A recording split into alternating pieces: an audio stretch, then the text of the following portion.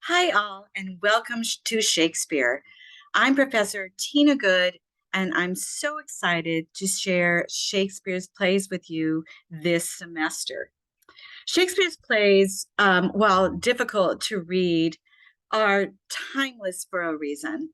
The plays and the poetry, they explore the human condition and connections to each other, to their worlds, through the use of intrigue, poetic language, body humor, romance, love, and of course, politics.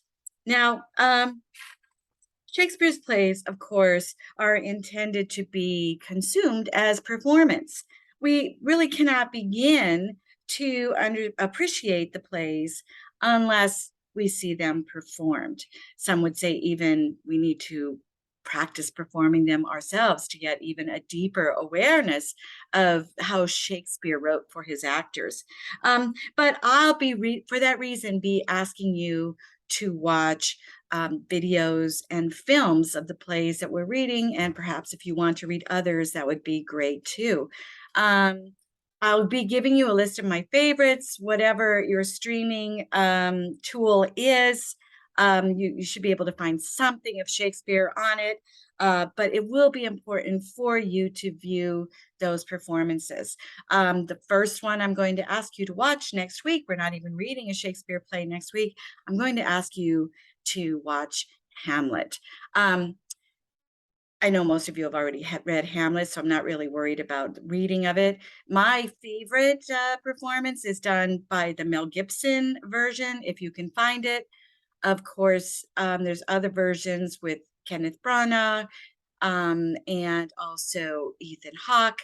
But whatever performances of Hamlet you can find, really try to watch those, because understanding Hamlet gives us a solid base for discussing Shakespeare, his themes, his tools, and his characters as we go forward. Also, additionally, we really can't begin to really truly appreciate Shakespeare's plays unless we have some historical context for the class, for the plays. So I found it sort of more entertaining way for us to explore history of the Renaissance by asking you to read a historical novel called The Secret Confessions of Anne Shakespeare. Now, it is a novel, so it is fiction. We have no idea what Anne Shakespeare's thoughts are, and you have to take everything in the novel about Anne Shakespeare with a grain of salt, right? I'm going to tell you right now that the novel suggests that Anne Shakespeare helped Shakespeare write his plays, if not authored them herself, right? There's absolutely no reason for us to think that. In fact, there's reason to think that that is not true, but it is an interesting way to take a look at women's positions in Renaissance, which is hugely explored in Shakespeare's plays. But also, more importantly, give us an idea of what was going on politically, what was going on economically. It gives us, the impacts of the plague, what was going on with theater, all of these kinds of things without actually having to take a history class. So that's why I'll be asking you to read that class. Now, read that novel. Now, as you know, this is a fully online class, although I will be holding optional Zooms on Thursday. I hope that you will be able to attend those Zoom sessions if at all possible. If you are able to attend the Zoom session that week, you will not have to submit the reading response for that same week and still receive full points for it. So I am encouraging you in a number of ways to attend those Zoom sessions if you can at all fit it into your schedule. Perhaps the biggest news for this semester, especially if you're an ongoing student at Suffolk, is that we're no longer using Blackboard for our online platform. Instead, we're using something called Brightspace. I'm hoping that you've gotten a lot of memos about how to use Brightspace so that you're not shocked by this. But I encourage you to go on and play around with it now, if you haven't already done so. To do so, go to the Suffolk web homepage, and you'll see a login button at the top in the toolbar.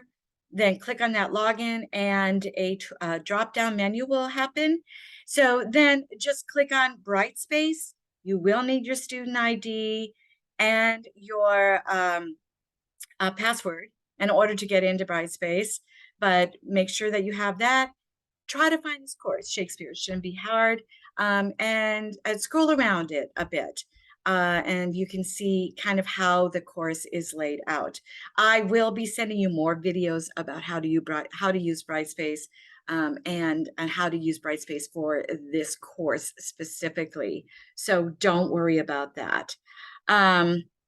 Please be sure to get your books right away. Okay. I don't really care what version of books you use, right? If you already have a Shakespeare anthology, Shakespeare is Shakespeare, and you can use that.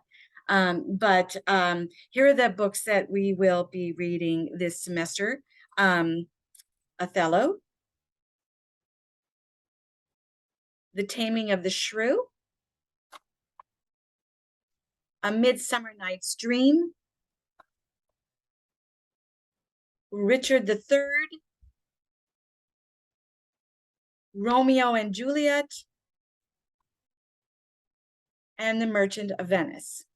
You will see that I've tried to cover, I tried to pull a single play from each of the genres of Shakespeare so that we can get as full of a concept of Shakespeare's plays within one semester as possible.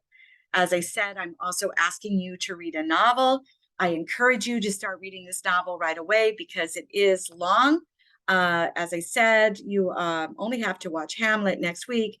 So I do encourage you to start reading The Secret Confessions of Anne Shakespeare.